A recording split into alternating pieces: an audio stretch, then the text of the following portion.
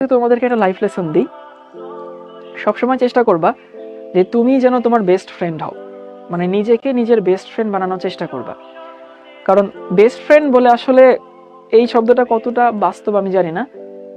তোমার সব থেকে ভালো বন্ধু তোমাকে হয়তো তোমার সঙ্গে বেইমানি করতে পারে, তোমার সব থেকে প্রিয় মানুষটাও তোমার সঙ্গে বেইমানি করতে পারে, বাট ইয়োরসেলফ, তুমি কখনো তোমাকে বেইমানি করবা না।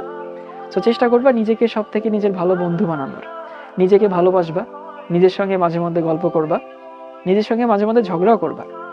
সো তখন হয় কি, এটাকে সেলফ টক বলে।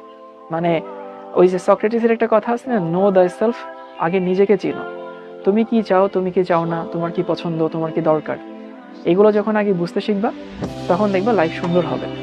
সব সময় অন্য মানুষের সঙ্গে গল্প করা, অন্য মানুষের সঙ্গে সবকিছু শেয়ার করা, হ্যাঁ বন্ধু থাকতেই পারে, কিন্তু তোমার সব থেকে বড় বন্ধু যেন তুমি নিজে হও।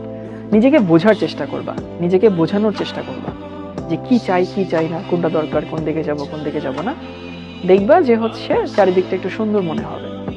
So your best friend has to B your self, এটা মাথায় রেখো। তোমরা রবীন্দ্রনাথের একটা গান শুনছো না, যে যদি তোর ডাক শুনে কেউ না আসে তবে একলা চলো রে।